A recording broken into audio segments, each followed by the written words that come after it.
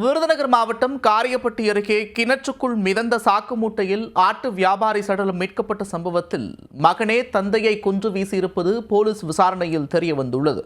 காதலுக்கு எதிர்ப்பு தெரிவித்த தந்தையை மகனே கொன்று வீசிய சம்பவத்தின் பகீர் பின்னணி என்ன? விருதுநகர் மாவட்டம் காரியாப்பட்டி அருகே நாகநேந்தல் கிராமத்தைச் சேர்ந்தவர் 45 வயதான முருகன்.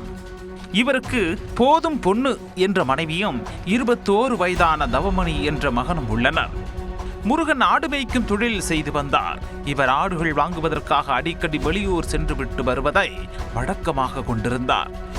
இந்த நிலையில் கடந்த ஏப்ரல் 29ஆம் தேதி இரவு ஆட்டு கொட்டகையில் கட்டிலில் உறங்கிக் கொண்டிருந்த முருகன் மறுநாள் காலையிலிருந்து மாயமானார். ஆடுகள் வாங்க வெளியூர் சென்றிருப்பார் என குடும்பத்தினர் நினைத்திருந்த நிலையில் முருகன் 3 தினங்களாக வீட்டிற்கும் வரவில்லை. இதனால் சந்தேகமடைந்த குடும்பத்தினர் அக்கம் பக்கத்தினர் உதவியுடன் அருகே உள்ள கிராமங்களிலும் தேடி இருக்கின்றனர். இதற்கிடையே கடந்த 2ஆம் தேதி வெள்ளிக்கிழமை காலை முஷ்டக்குறிச்சியைச் சேர்ந்த காசி என்பவர் தனது விவசாய தோட்டத்தில் தண்ணீர் பாய்ச்சுவதற்காக சென்றுள்ளார். கிணற்றில் தண்ணீர் எவ்வளவு உள்ளது என எட்டி பார்த்தபோது சாக்கு மூட்டை ஒன்று மிதந்து கொண்டிருப்பதை கண்டு அதிர்ந்து போனார். உடனடியாக அவியூர் காவல் நிலையத்திற்கு தகவல் தெரிவிக்க விரைந்து வந்த போலீசார் சாக்கு மூட்டையில் மனித உடல் இருப்பது போன்று தெரிய வந்ததால் காரியாப்பட்டி தீயணைப்பு நிலையத்திற்கு தகவல் தெரிவித்தனர்.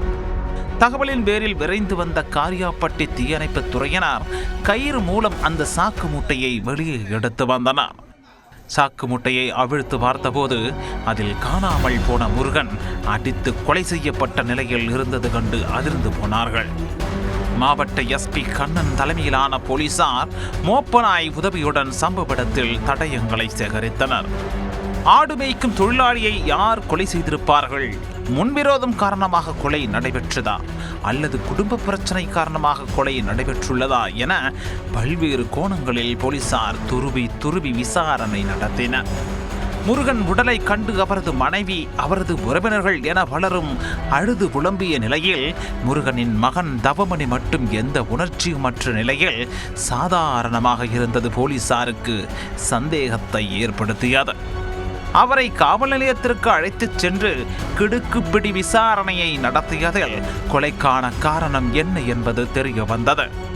பள்ளி படிப்பை கூட முடிக்காத தபவணி தன்னுடைய தந்தையுடன் சேர்ந்து ஆடுகளை மேய்த்து வந்துள்ளார். அவ்வப்போது ஆட்டுக்கொட்டகையில் இருந்து ஆடுகளை திருடி விற்று சொகுசாக செலவு செய்தும் வந்திருக்கிறார். எந்த நேரமும் செல்போனில் இன்ஸ்டாகிராம் நண்பர்களுடன் பேசி நேரத்தையும் கடத்தி வந்திருக்கிறார். எந்த பொறுப்பும் இல்லாத நிலையில் தவமணி ஒரு பெண்ணை காதலித்து வந்ததாகவும் கூறப்படுகிறது.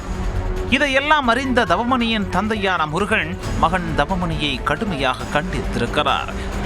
என்னடா இவரு தொல்லை வேற தாங்கல, இவர் உயிரோடு இருந்தா நம்மளை சந்தோஷமா வாழ விட மாட்டார் போல இருக்க என்று எண்ணிய தவமணி இது குறித்து தன்னுடைய இன்ஸ்டாகிராம் நண்பரான புதுக்கோட்டையைச் சேர்ந்த அபுபக்கர் என்பவரிடம் கூறியிருக்கிறார். இருவரும் சேர்ந்து முருகனை கொலை செய்து விடுவோம் என திட்டம் தீட்டியிருக்கின்றனர். ஏப்ரல் 29ஆம் தேதி இரவு ஆட்டு கொட்டகையில் முருகன் கட்டிலில் தூங்கிக் கொண்டிருந்த போது தவமணியும் அவரது நண்பர் அபுபக்கரும் சேர்ந்து கட்டையால் முருகனை தலையில் தாக்கி கொலை செய்திருக்கின்றனர். பின்னர் யாருக்கும் சந்தேகம் வரக்கூடாது என்பதற்காக முருகனின் உடலை ஒரு சாக்கு மூட்டையில் கட்டி அருகே முஷ்டக்குறிச்சி கிராமத்தில் உள்ள கிணற்றில் தூக்கி வீசி இருக்கின்றனர். 2 நாட்கள் ஆனதால் முருகனின் சடலம் தண்ணீரில் ஊறி மேலே மிதந்து வந்ததால் முருகன் கொலை செய்யப்பட்டது தெரிய வந்துள்ளது. தவமணி மற்றும் அவரது நண்பரான அபுபக்கர் ஆகிய இருவரையும் கைது செய்த போலீசார் அவர்களை நீதிமன்றத்தில் ஆஜர்படுத்தி சிறையில் அடைத்தனர். தந்தை கண்டித்தது பிடிக்காமல் அவரது மகனே கூட்டாளியுடன் சேர்ந்து தந்தையை கொலை செய்த சம்பவம் பரபரப்பை ஏற்படுத்தி இருக்கிறது.